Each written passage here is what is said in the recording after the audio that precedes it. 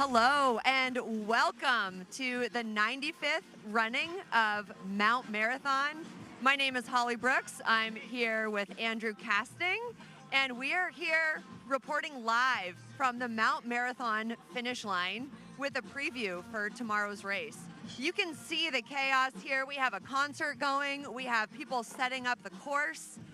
We have people eating food, drinking beer, having a good time. There is a lot going on here. It is a little bit chilly out, but the party is getting hot, I would say. And forecast tomorrow is for the 40s, I think. It's been one of the coldest, rainiest springs in Alaska that we've had. A lot of anticipation and nervousness always goes into thoughts about the course. What's it going to be like? Is it going to be rocky? Will there be snow? I was just up there. I can tell you it is muddy. Lots of people are previewing the course. Lots of people coming down the up track. It's kind of filling in those footholds that we like to use on the muddy up track. So it's turning into a little bit of a luge. Not too much snow.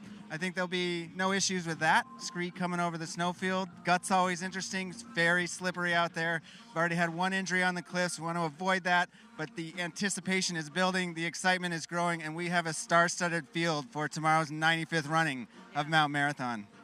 Just to take a little step back, if you're tuning in, we're guessing that you may be familiar with the Mount Marathon race.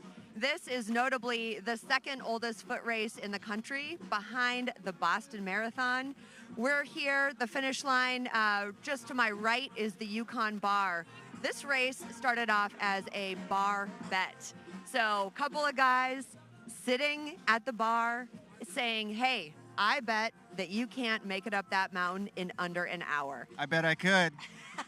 And the Mount Marathon race was born. So what the race consists of, it starts right here on Main Street, which is 4th Avenue. It's about a half a mile to the base of the mountain. And then it is 3,000 feet to the summit, where racers will round a big rock with the American flag. Here's the thing that's notable about this race. There is no specific course. So people are taking their own lines. It definitely lends to knowing the course, knowing where you're going. That's really helpful. So people start out on Main Street here. They run to the base. They're either going up what's known as the routes or the cliffs. And, they're getting to that midway point. They round the summit, and then it's a tear coming down. Tell us about the downhill, Andrew. The downhill can be wild, and you got to get off your heels and be ready to send if you want to move up. And it has been known to take one man, Eric Strabel, just 10 minutes from the top to the bottom. Other legends like Taylor Turney have come close. But to go from the top at 3,000 feet to Main Street in 10 minutes is pretty much insane. I don't know how they do it, but you are flying pretty much out of control. You are not in control at that point. It's send or be sent and hope you make it to the bottom and don't have to stop at the hospital on the way there. The hospital is conveniently located on the course. Mount Marathon is known for some blood, and I think that we are going to actually, are we sending it to Jeff?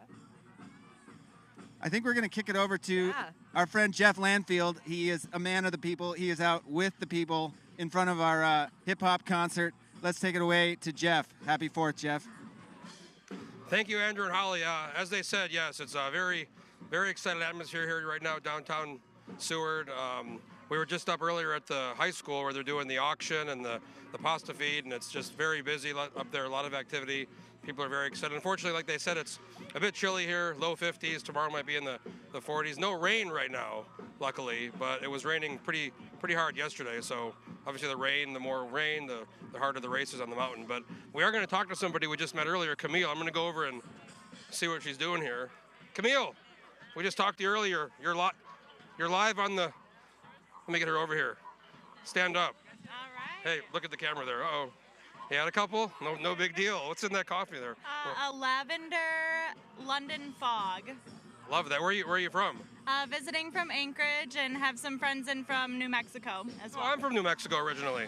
Yeah. I don't know much about it, so you'd have to ask them. We can talk later. So, have you been to Seward before for the Mount Marathon for the 4th? Definitely.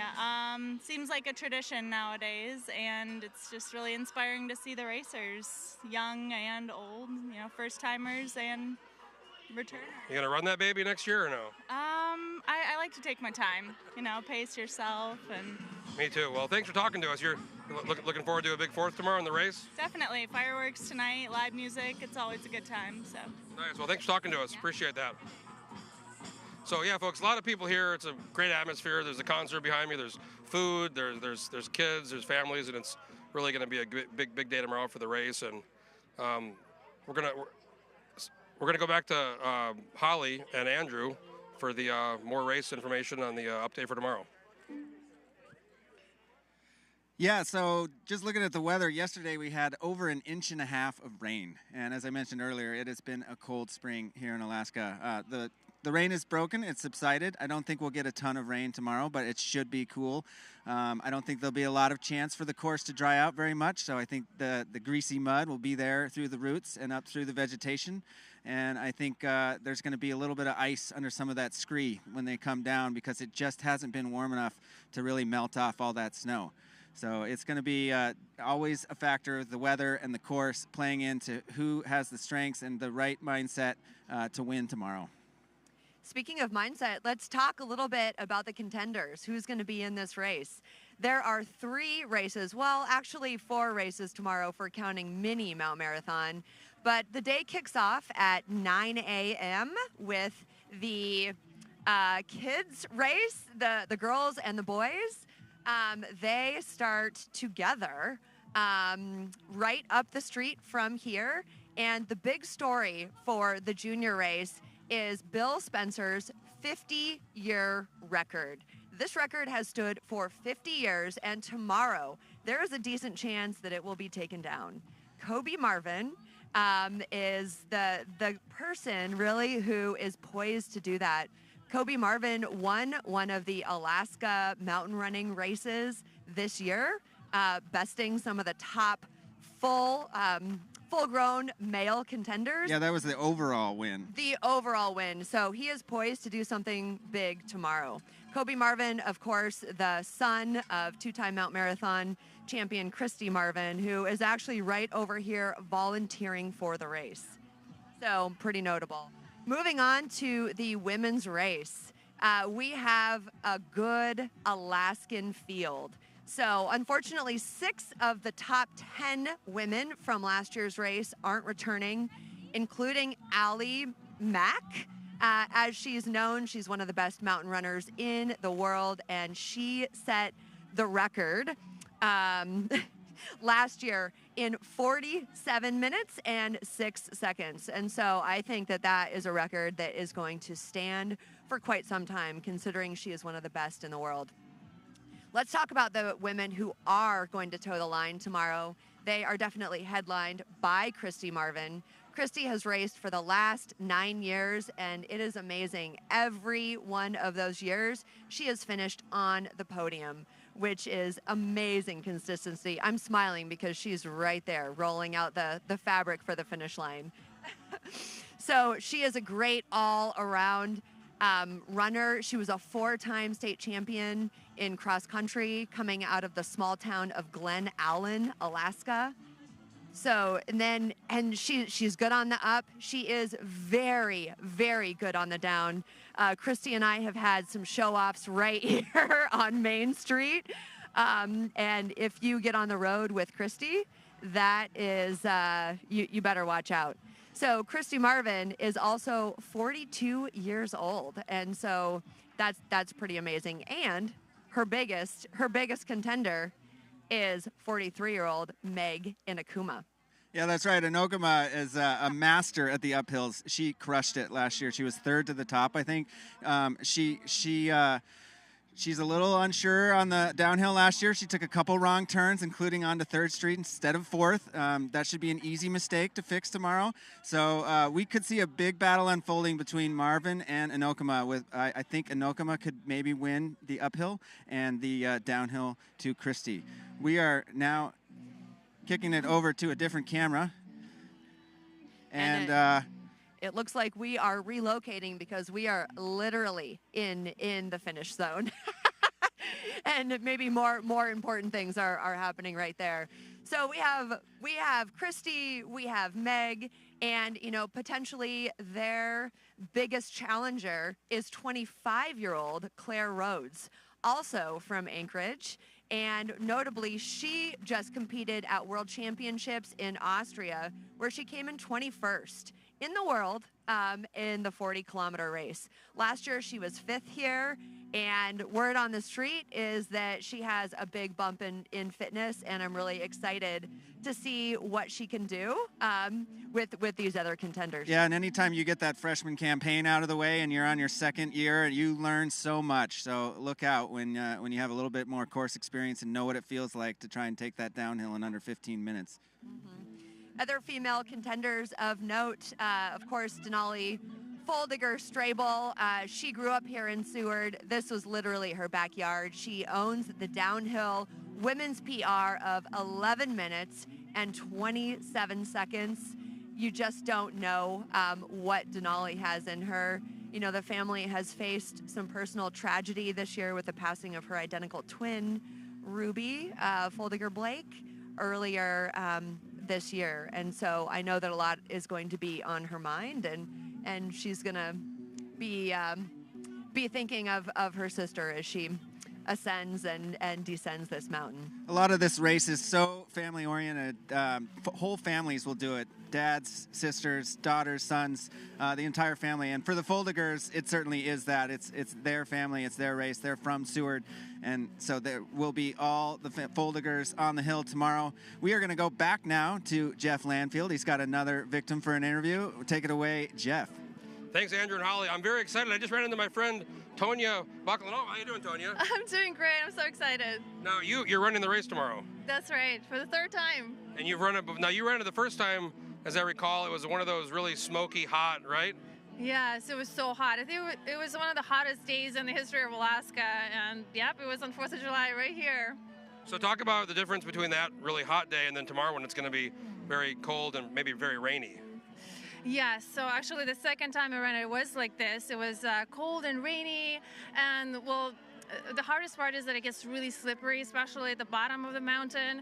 And so, you just gone up the mountain, and you're exhausted, and they're coming down, and your heart is racing, and then now you have to go through this really challenging part where of steep and slippery. And so it's actually really helpful to have the volunteers there, and they're right there to walk you through the steps and just kind of telling you where not to go and to help you think through your next steps. And so I remember that being really helpful. Now the record down, I understand, is 10 minutes. That just seems to me kind of insane. I can't do it in 10 minutes. That is pretty insane, yeah. Well, thanks for coming. Thanks for talking to me. Are you really excited for tomorrow? Do you wish it was maybe a little warmer? I'm so excited. I think it'll be okay. I mean, you're working really hard, so, you're hot. I feel bad for my family and friends who are going to be down here freezing, but I'll be okay. Now, last question. As somebody, you're obviously very fit. Could I do this maybe next year? Tell me what you think about me trying it out next year. I don't think there's any time limit, so I'm pretty sure thanks. You can do it. So I encourage you to sign up next year. Okay, thanks a lot, Tonya. Good luck tomorrow. Thank you. Yep. So much. Okay, thanks again. That was Tonya Bacalano from Anchorage. Third race tomorrow. She's very excited. We're going to go back to Holly and Andrew for some more updates. And I have some more folks who want to talk. I met a guy from Salt Lake and a lady who's been here for 47 years who's been helping out with the race for almost that long. Go back to Holly and Andrew. Thank you, Jeff. Good to see you out there with the people. Yeah, so to recap tomorrow's events, that we have the juniors at 9 and then the women's race at 11. And now we're going to move over to the men's race, talk about them a little bit. That gets going at 2 p.m. To me, interesting race. I feel like we got David Norris, the Grandmaster Norris, as he's known on the gram, and he has won every time he's entered the race. So I feel like there's David Norris, and then maybe Lars Arneson, but there are a whole bunch of dark horses kind of lurking around, and I wonder if there's anyone that can top David Norris. Do you have an idea, Holly, who could be up there? This is really exciting. It's kind of like Alaska versus the outsiders, right? We have a lot of really deep Alaskan talent, but we also have some incredible contenders on the men's side.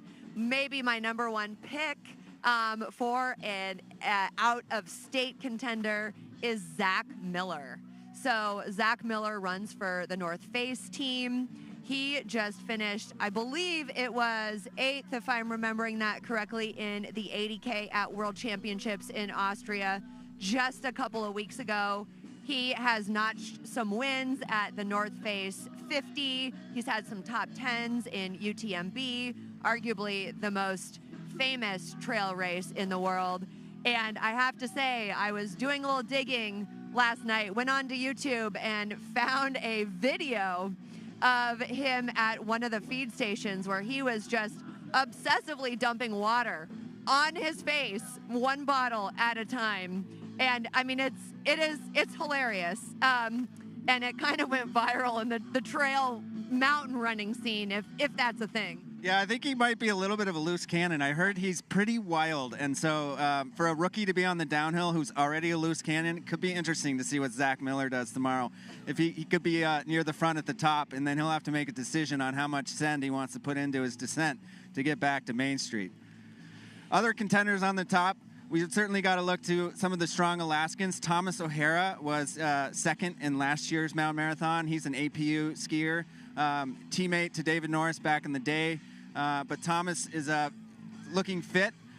He took it a little easy maybe on the descent. He had no expectations, I don't think, to be in the top 3. Now he has that bar set. So he told me before we got down to Seward that he was feeling a little bit nervous, a little more expectations piled on him because he knows he can do well. And I think he can battle David Norris to the top. It'll be, again, a question of who wants to put the most send into the downhill. We mentioned Lars Arneson. He is a beast at endurance running. I think he ran back and forth across the Grand Canyon a couple times in record time. He's won the series mountain running series that Alaska puts on. I think they call it the Grand Prix 3 times. So he is a force on the mountain running circuit, and certainly one to watch for chasing down David Norris tomorrow. Lars's best finish here at Mount Marathon is 3rd place, and I know that he is hungry for more. Other than that, we have Lion Copsack from Palmer. Last year he was 4th, and he had a blistering downhill. He ran a 10:18, which is just incredible if you imagine running from the top of that mountain to right here at the finish line. And right now, I think we're going to kick it back to Jeff, the man of the people. Okay, folks, we're back here at the concert, and there's a few folks I talked to. I'm going to grab. Hey, buddy, there. Thank you, guys. Appreciate that. Okay. That was nomad. Keep this train rolling. Am I on? How are we doing, buddy? Pretty good. You said you're from Salt Lake City, Yeah. Salt Lake City, right? Salt Lake City, Utah. Yeah. Are you running the race, or what's your? I put in for it, but I didn't draw. Are you going to try again next year? Every year. Have you been down here before, or is this your? No, my second time to Seward. What do you think about it? It's a little bit chilly today, huh? No, just try it. You like it? I love it. So, were you disappointed when you didn't get the lottery? No, I get a visit. It's an awesome mountain. Well, this concert and this crowd right now, this energy is pretty good here. So It's good. It's going to get better. Yeah. it was good talking. You have a good time in Seward, okay? Yeah, you want to talk to that one right there. I think we're just going to cut off here, but I appreciate talking to you. But good luck next year. Thank you. Okay. Appreciate it. Folks, it's really great atmosphere. It's going to be a lot of fun tomorrow. I'm very excited for it. We got a great team, and we'll see you guys tomorrow. So just as a recap, we have the junior race here kicking off at 9 a.m. The women are towing the line at 11, and the men's race is at 2 p.m. Please join us where we will be reporting live from the finish line. We have some great footage planned for you, some interviews, and we are really looking forward to the 95th running of Mount Marathon. Check out the live streams on the web, and we'll see you tomorrow. Signing off, Holly and Andrew from the finish line.